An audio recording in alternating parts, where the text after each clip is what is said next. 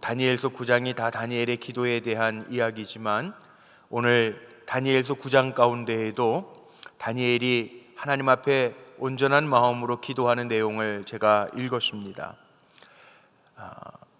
기도하던 다니엘, 늘 기도하는 사람이었기에 하나님이 하나님의 사자를 보내서 다니엘에게 뭐라고 말씀하시죠? 9장 23절에 보면 그런 단어가 나옵니다. 은총을 크게 입은 자요. 오늘 이 저녁 시간에 기도하고 찬양하는 우리 사랑하는 성도님들이 하나님께 은총을 크게 입는 성도들이 되시기를 주님의 이름으로 축복합니다. 기도할 때 하나님의 얼굴빛이 비추어지시는 은혜가 나타나기를 축복합니다. 오늘 17절에도 다니엘이 그렇게 기도하죠. 그러하온즉 우리 하나님이요, 지금 주의 종의 기도와 간구를 들으시고 주를 위하여 주의 얼굴빛을 주의 황폐한 성소에 비추소서. 오늘 상한 심령을 가지고 주의 전에 나오시고 상한 심령을 가지고 지금 온라인으로 예배하는 성도님들 가운데 주님의 얼굴빛이 비추어지는 은혜로 채워지기를 주의 이름으로 축복합니다. 그러기 위해서는 우리가 점검해야 될 게 있어요. 기도자 다니엘이라고 하는 제목으로 말씀을 나누면서 다니엘을 통해서 배우는 시간들을 갖고 있는데, 정말 우리 성도님들이 기도 가운데 내가 정말 주님을 간절히 바라고 있는가? 우리 찬송가 364장 자주 제가 새벽에 부르는 찬송이 있습니다. 내 기도하는 그 시간 그때가 가장 즐겁다. 내 기도하는 그 시간 그때가 가장 귀하다. 여러분, 정말 내 기도하는 그 시간이 가장 귀하게 느껴지십니까? 내 기도하는 그 시간이 가장 즐겁습니까? 마지못해 하지 마시고요, 하나님 정말 기뻐하시는 시간이 되었으면 좋겠어요. 정말 이 기도하는 이 시간이 하나님을 즐거워하는 시간이 되었으면 좋겠어요.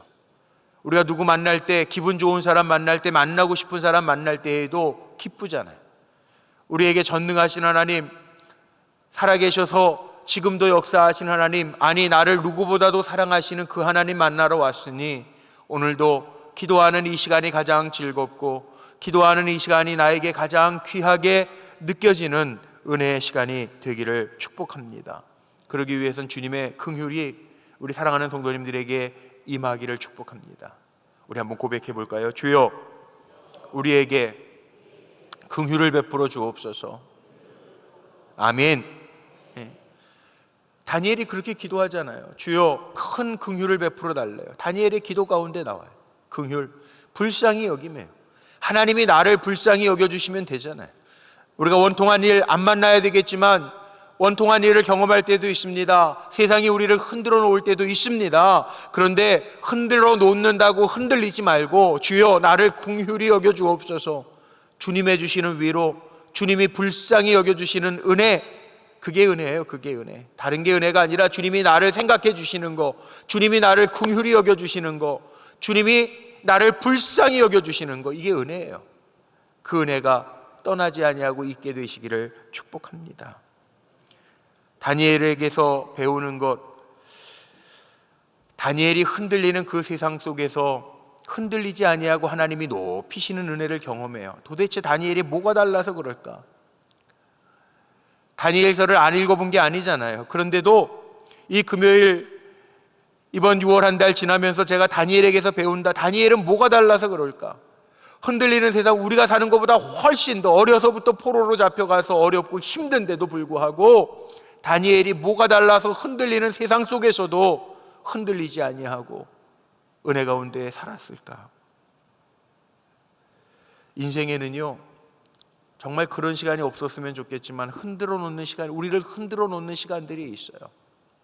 더 잘 살려고 애를 쓰는데, 더 잘 힘있게 살아가려고 애를 쓰는데, 더 잘 믿으면서 하나님의 백성으로 종으로 승리하기를 원하는데, 이 땅에 살아가는 동안에 악한 마귀의 손길 때문에도 그렇고 영의 싸움에서, 유혹에서도 그렇고 우리를 자꾸 흔드는 것들이 있어요.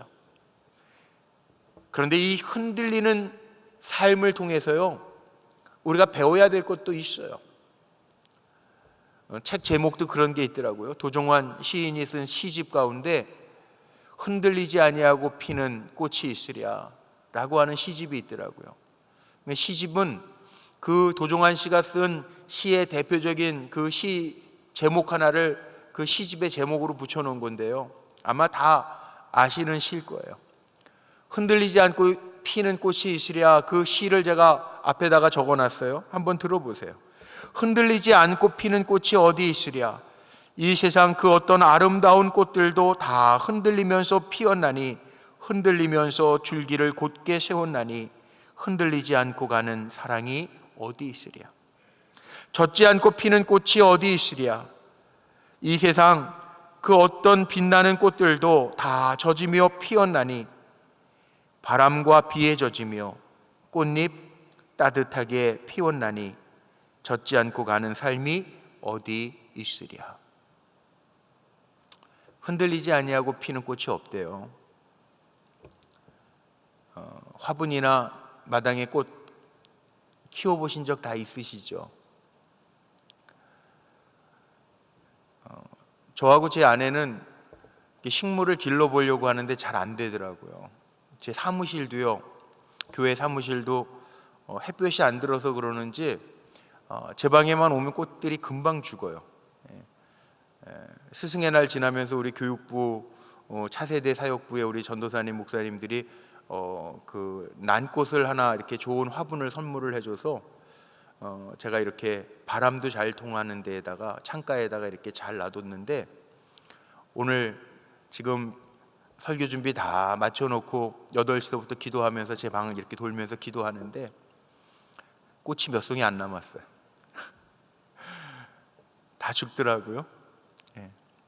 집에서도 마찬가지인 것 같아요. 제 아내도 화분을 좀 잘 길러보려고 하는데 잘 안 되더라고요. 또 금년에는 베란다 그 안방 창문 앞에 그 망이 있잖아요. 그 안전 그 바가 있는데 거기에다가 꽃 화분도 걸어놨는데 밖에서 보이게 했는데 꽃이 다 썩어가요. 이상하다. 제 아내하고 저하고 왜 이상하게 식물들이 오면은 죽지? 왜 그러지? 막 그러는데 해도 좀 드는 것 같은데 아무리 생각해도 잘 모르겠어요. 그래서 화원하시는 집사님한테 한번 물어봤어요. 이렇게 꽃 갖다 놓으면 죽죠? 그랬더니 비결이 어디에 있냐면은 물과 바람에 있더라고요. 꽃마다 다르대요. 바람을 좋아하는 꽃도 있고 물을 좋아하는 꽃도 있는데, 대부분 이렇게 비가 많이 올 때에는 밖에 심겨져 있는, 마당에 심겨져 있는, 땅에 심겨져 있는 꽃들이나 나무들은 비가 아무리 많이 와도 빨리 땅 밑으로 흡수가 되는, 물이. 근데 화분에는 물을 너무 자주 줘면 뿌리가 썩는데, 뿌리가 마르는 것보다 안 좋은 게 뿌리가 썩는 거래요. 썩으면 그건 회생 불가. 그래서 물 줄 때에도 저도 몰랐어요. 화분에다가 손톱으로 이렇게 긁어서 손을 대봐서 축축한 기운이 있으면 물을 주지 말라는 거예요. 될 수 있으면. 마르면 괜찮은데 물이 너무 많아서 화분은 물이 잘 안 빠지잖아요. 그 뿌리가 썩으면 죽는다는 거예요. 다 아셨군요. 얼굴 보니까 저만 몰랐네. 그래서 이렇게 죽였나 봐요. 어떤 나무들은요, 뭐 요즘에 관상용으로들 집에서 많이 기르시죠. 뭐 이렇게 올리브 나무 같은 거, 이런 거는 또 바람에 잘 흔들려야 산다는 거예요. 제가 오늘 도종환 씨의 시를 들고 온 이유를 아시겠죠? 우리 인생도 마찬가지입니다. 화분만 그런 게 아니라 가만히 한번 생각해 보세요. 우리의 인생도 때로는요 흔들릴 때도 있어요. 모진 풍파라고 그러잖아요. 바람에 흔들리는 인생이 있어요. 때로는요 소낙비 맞듯이 우리의 인생에 정말 생각지도 않았는데 어려운 일들이 꼭 설상가상, 이 참 한자 용어도 맞는 것 같아. 엎친 데 덮친 격으로 올 때도 있어요. 그런데 중요한 게 있습니다. 인생의 가운데에서도, 우리의 삶의 모습 가운데에도 식물하고 별반 다를 게 없어요. 흔들리지 아니하고 성장하는 인생이 많지 않습니다.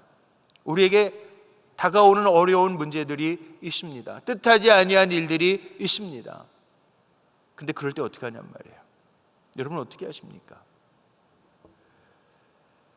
다니엘을 보면서 배울 수 있는 게 있는데요, 분명히 흔들리는 세상인데도 불구하고 다니엘은 그 흔들림 속에서 자기가 누구인지를 분명히 알잖아요. 하나님의 백성인 것을 알잖아요. 바벨론의 소년 시기에, 포로로 어린 시기에 잡혀갔는데도 불구하고 나는 하나님의 백성이야. 흔들리는 세상 속에서도 자기가 누군지를 분명히 알잖아요. 그러니까 제가 이렇게 보니까 그래요. 예수 잘 믿어도요, 우리를 흔드는 사건들이 있어요. 정말 없으면 좋겠는데 뜻하지 아니하는 일들을 만날 때가 있어요.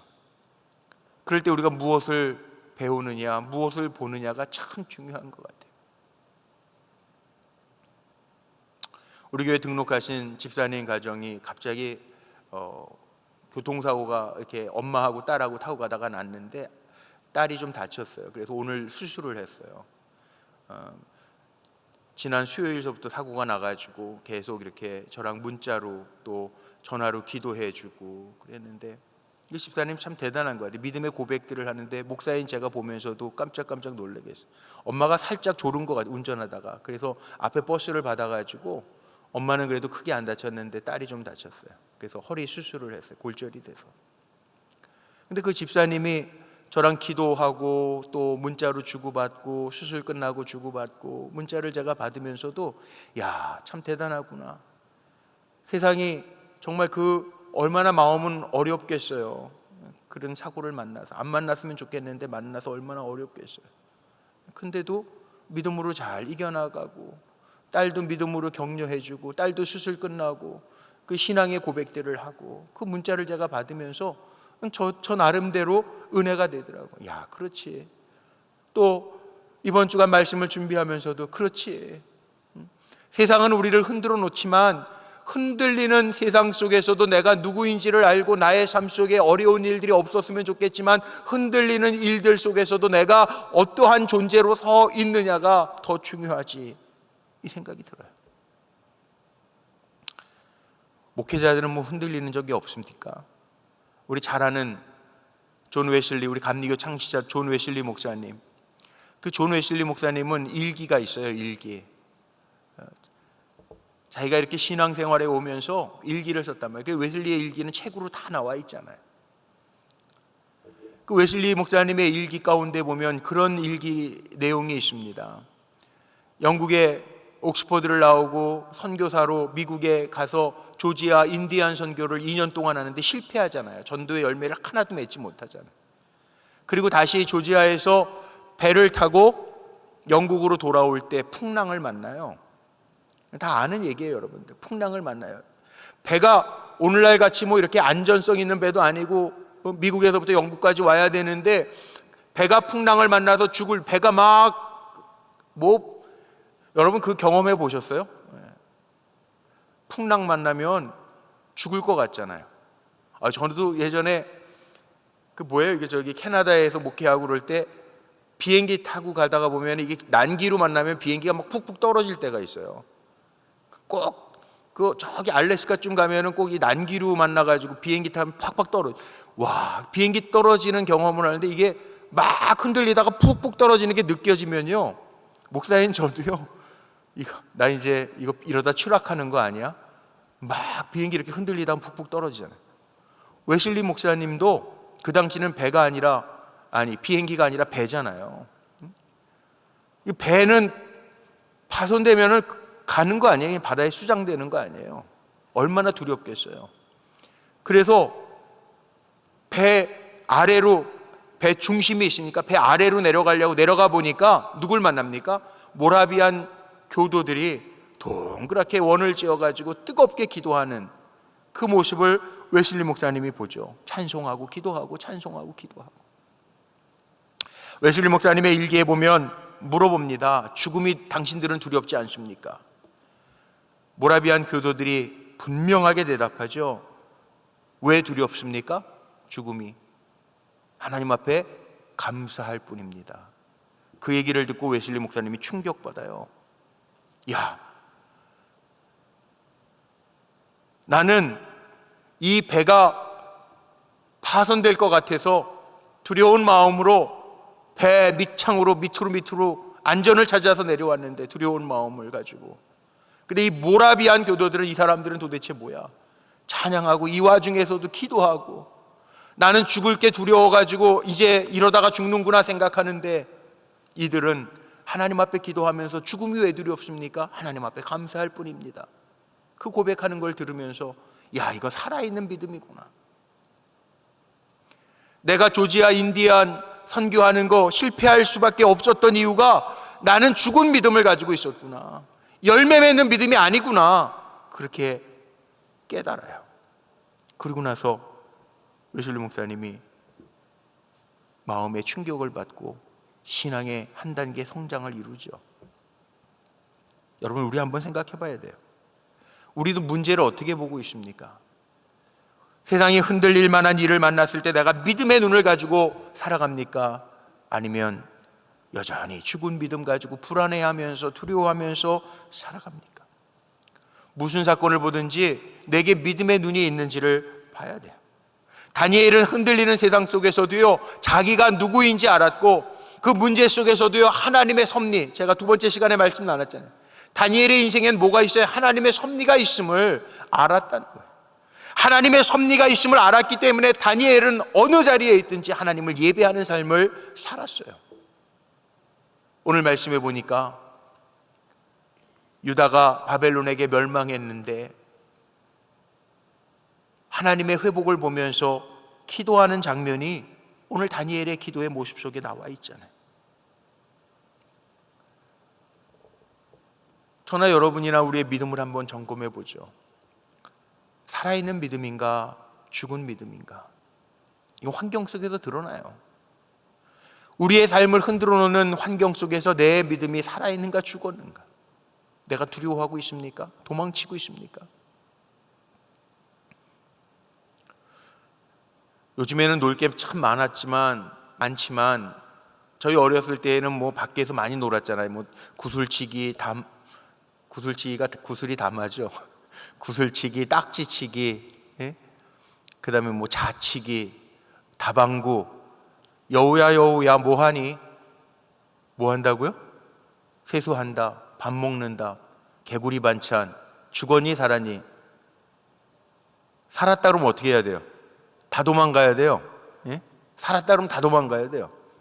마찬가지입니다. 내 믿음이 살아있으면 나를 유혹하고 나를 흔들어 놓았던 마귀도요, 한 길로 왔다가 7길로 도망가요. 오늘 신명기 28장 새벽에 제가 말씀 나눴는데, 예? 그게 복이에요. 우리를 대적하러 한 길로 왔다가 7길로 도망가는 거예요. 살아있으면 내 믿음이. 그런데 내 믿음이 죽었으면 계속 긁어 먹혀요. 다니엘은요, 믿음을 가지고 있어요. 다니엘은 흔들리는 세상 속에서 있는 게 있어요. 뭐가 있느냐? 첫 번째, 오늘 제가 9장의 다니엘의 기도 16절서부터 19절을 읽었지만 그 앞에 보면요, 2절 말씀에 이렇게 나와 있죠.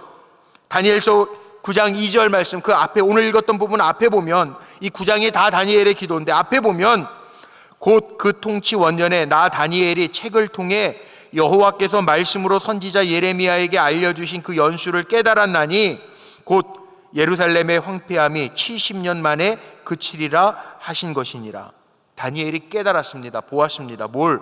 그렇게 흔들렸던, 유다가 바벨론에게 망해서 흔들렸던 그 세상도 70년이라고 하는 기한이 있었구나. 하나님이 예레미야 선지자를 통해서 이미 정해놓으신 하나님의 계획이었구나 깨닫게 됩니다. 그 어려움과 그 고통과 수모가 하나님의 계획 안에 포함되어져 있었다라고 하는 것을 기도하는 다니엘이 깨달았다는 거예요. 이스라엘의 고통이 70년이었구나 깨달았다는 거예요. 기가 막히지 않아요? 예레미야에게 하나님 하신 말씀을 다니엘이 보고 깨달았다는 거예요. 70년 하나님의 계획이 안에 있구나, 하나님 정하신 기한이구나 알았다는 거예요.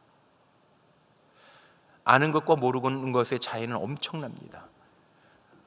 내 시련이 하나님의 어떤 뜻이 있는 것을 아는 것과 모르는 것은 엄청난 차이가 있습니다. 그러나 기억하십시오. 하나님이 나를 사랑하시기 때문에 나에게 오는 고난도요, 어떤 부모가요, 자식에게 아주 죽어버려라 그렇게 하고 야단치는 부모가 어디 있어요? 요즘에 맛이 좀 간 부모가 있기는 있는데 그럼 아주 비정상적인 거고요. 정상적인 부모라면 자녀에게 야단을 쳐도요, 이유가 있어요. 목적이 있어요. 그리고 아주 죽도록 야단치는 부모는 없어요. 하나님이 그러실 것 같아요. 정예는.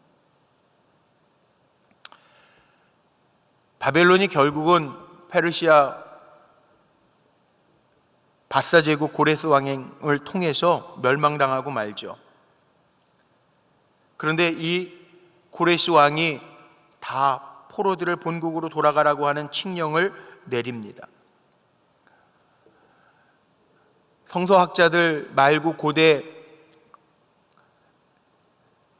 연구하는 학자들은요, 이 성경이 틀렸다고, 어떻게 왕이, 그 고대에 있어서 왕이 그 노예들을 한꺼번에 다 풀어줄 수 있겠냐, 그렇게 이야기하는데, 실질적으로요, 고레스 왕 당시에 사용되어졌던 칙령이 이 고레스 실린더라고 그러죠. 사진에 제가 준비해 왔는데, 이 고레스 실린더라고 하는 게 발견되었는데, 원통 이게 발견되었는데, 이 안에 문서 가운데 이 페르시아 제국의 고레스 왕이요, 모든 제국의 노예들을 해방시키라고 하는 문서가 실질적으로 발견이 됐다는 거예요. 이거는 고대 근동학자들이 발견한 고증학적인 자료들이지만 우리는 성경 봐서 알잖아요. 이사야 선지자는 고레스 왕보다 150년 전에 므낫세 왕에 의해서 죽은 사람이에요. 그런데 이사야서에 보면요, 정확하게 고레스가 해방시킬 것뿐만 아니라 여기에 이사야서에 보면 성경은 아주 정확하게 말씀하고 있어요. 어떻게 바벨론이 망할 거에 대한지도 다 나와 있고요. 고레스 왕의 이름도요, 이사야서 45장 1절 말씀에 보면 나와 있어요. 뭐라고 나와 있는지 아세요? 여호와께서 그의 기름 부음을 받은 고레스에게 이같이 말씀하시되, 내가 그의 오른손을 붙들고 그 앞에 열국을 항복하게 하며 내가 왕들의 허리를 풀어 그 앞에 문들을 열고 성문들이 닫히지 못하게 하리라. 하나님의 계획이 있었어요. 그러니까 이미 하나님은요, 페르시아의 고레스 왕을 준비해서 이스라엘 백성을 잘 포로로 다시 포로기를 끝내고 포로가 귀환할 수 있도록 길들을 열어놓으셨다는 거예요. 그런데 다니엘은 이걸 본 거예요. 눈을 열어서 기도하는 다니엘에게 보게 하셨다는 거예요. 다니엘은요, 다니엘서 9장에 와서 기도하는 사람이 아니에요. 원래부터 기도하던 사람이었어요. 어려서부터 기도하던 사람이에요. 자기를 죽이겠다고 하는 칙령이 내려져도 창문을 예루살렘을 향하여 열고 전에 하던 대로 기도하던 사람이 다니엘이에요. 기도의 사람. 기도의 사람은요, 하나님의 뜻을 보게 하십니다. 하나님의 뜻을 깨닫게 하십니다.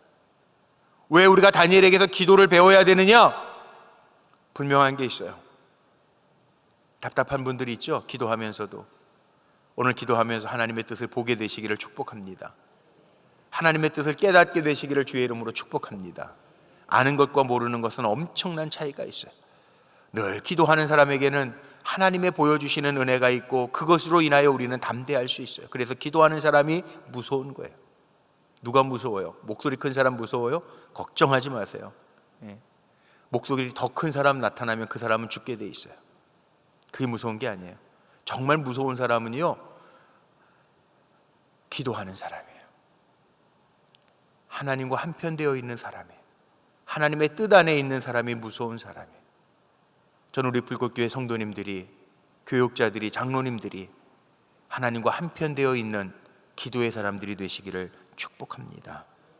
이렇게 하나님의 뜻을 알고 하나님의 뜻을 깨달은 다니엘은 뭐 합니까? 기도해요. 기도. 오늘 읽지는 않았죠. 오늘 기도만 읽었어요. 그런데 3절 말씀에 보니까요, 다니엘이 기도하고 있어요. 내가 금식하며 베옷을 입고 죄를 덮어 쓰고 주 하나님께 기도하며 간구하기를 결심했다. 기도의 사람이었는데 하나님의 뜻을 깨닫고 나서 더 기도하기로 결심했다는 거예요. 금식하고 베옷을 입고 죄를 뒤집어 쓰고 하나님 앞에 기도하며 간구하기를 결심하고, 믿음의 눈, 영의 눈이 열린 사람은 기도하는 겁니다. 왜? 기도는 하나님과의 교제이기 때문에 그래요. 우리의 눈을 열어주시는 하나님과의 교제이기 때문에 기도의 사람은 기도하는 거예요. 기도가 되네 안 되네 그러지 마세요. 그냥 기도하면 돼요. 지난주에도 다니엘에 대한 이야기 하다가 제가 남 기도하는 거 신경 쓰지 말고 열심히 기도하라고 그랬더니 한 번, 두 번 그랬더니 제 아내가 금요철에 끝나고 집에 갔더니 저한테 그러더라고요. 누가 뭐라 그러냐고.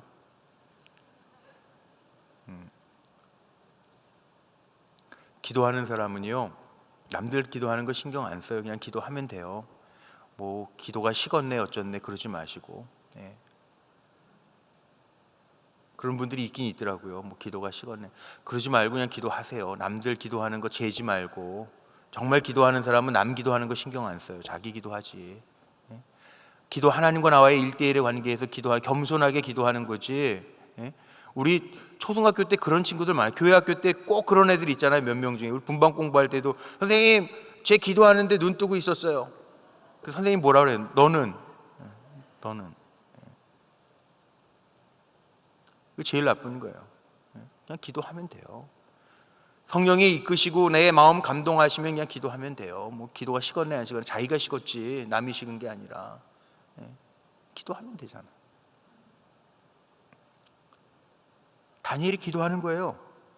뜻을 받기 때문에, 하나님의 섭리를 알았기 때문에, 깨달았기 때문에, 하나님의 계획 안에 있는 거구나, 70년이구나 알았기 때문에 이제 기한이 됐구나. 다니엘이요, 그 기도를 하나님이 눈을 열어서 보게 하시고 하나님의 뜻을 알게 하신 다음에는 2절 다음에 나오는 3절에 보니까 금식하고 베옷을 입고 죄를 뒤집어 쓰고 하나님 앞에 기도하기를 결심했대요. 누가? 다니엘이. 기도해야 될 사람은 자기가 결심하는 거예요. 왜 저 사람 기도 안 해? 왜 장로님들 기도 안 해? 그러지 말고요. 자기가 기도하는 거예요. 겸손하게 기도하는 거예요. 기도가 안 된다라고 하는 분들이 가끔 있어요. 목사님 요즘엔 기도가 안 돼요. 기도가 왜 안 되나? 여러분 한번 생각해 보신 적 있어요? 기도 안 되시는 분들, 내가 왜 기도가 요즘 안 되지? 왜 그래요? 기도에 방해 요소가 있기 때문에 그래요. 기도가 안 될 때에는 기도를 못하게 하는 방해 요소가 반드시 있는데 그 방해 요소를 제거해야 돼요. 근데 대부분 제가 목회하면서 보니까 기도의 방해 요소 가운데 가장 큰 게 뭐냐면 양다리 걸쳐요. 하나님을 온전하게 의지하는 사람은 기도해요, 하나님 앞에. 그런데 하나님 의지하지 아니하고 다른 것 붙들고 있는 사람은 기도가 안 돼요. 믿는 구석이 있어가지고. 하나님 안 기뻐하시는 거예요. 기도가 안 되는 분들은 잘 점검해 보세요. 내가 지금 뭘 양다리를 어디에다 걸치고 있지? 내 기도의 방해 요소가 뭐지? 그리고 다른 거에서 마음을 빼앗긴 것이 있다 그러면 빨리 원위치, 제가 잘 쓰는 단어인데요, 원위치, 군대 용어예요. 다시 원위치 해야 돼요.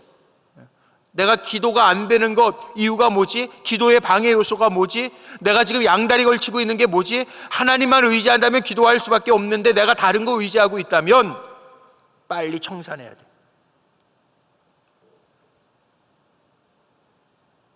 기도가 안 돼요 하시는 분들은 빨리 점검해 보세요. 내가 기도가 안 되는 요소가 뭔가. 창세기 18장에 보면 아브라함의 아주 기가 막힌 기도문이 하나 나옵니다. 아브라함이 하나님 앞에 기도하는데 소돔을 멸하시겠다고 하나님 말씀하실 때 아브라함이 하나님 앞에 청하여 기도하죠. 주께서 의인을 악인과 함께 멸하려 하시나이까. 타락한 소돔성을 하나님 멸하시겠다고 할 때 아브라함이 하나님 앞에 기도하면서 간구하는 게 있어요. 하나님, 의인들도 있을 텐데 그 의인들을 악인과 함께 더불어서 멸망시켜 버리시겠습니까? 그렇게 기도해요. 자, 의인이 누굽니까? 의인? 구약 성경에 나오는 의라고 하는 말은 다 믿음하고 연관이 있다. 제가 그렇게 새벽에도 그러고 늘 말씀드리는데, 의인, 구약에서 나오는 의인은요, 차디크라고 하는 이 히브리어 단어, 원어를 쓰는 차디크라고 하는 단어가 무슨 뜻을 가지고 있냐면 하나님과의 관계에서 바른 태도, 그게 이게 믿음이에요. 믿음을 가지고 있는 사람이 의인이란 말이에요. 하나님 믿음 있는 사람도 있는데 믿음 없는 사람과 더불어서 멸망시켜 버리시겠습니까? 거기 의인 10사람만 있으면. 이게 아브라함의 기도였거든요. 자, 악인에 주목하지 아니하고 아브라함이 뭐에 주목합니까? 의인에 주목합니다. 보는 눈이 다릅니다. 하나님 의인도 있는데요, 저들도 같이 쓸어버리실 거예요. 아브라함이 보는 눈이 달라요. 왜? 아브라함은 하나님의 마음을 보고 하나님의 너그러움을 보고 하나님의 포용해 주시는 능력을 보고 하나님 나라를 보기 때문에 하나님 그 좋으신 하나님이 하나님 앞에 좋은 태도를 가지고 있는 믿음 있는 사람들도 악인과 더불어서 쓸어버리실 겁니까? 그렇게 얘기하는 거예요. 기도하는 거예요. 이게 기도예요. 하나님의 마음을 볼 수 있는 게 기도예요. 다니엘이 하나님의 약속과 섭리를 보고 하나님 앞에 결단하고 기도하자. 기도의 제목이 있는 분들 같이 기도하자고요. 하나님의 마음을 보고 기도하자고요. 모르고 기도하는 게 아니라 하나님의 마음을 보고 기도하면 돼요. 그럼 기도가 쉬워져요.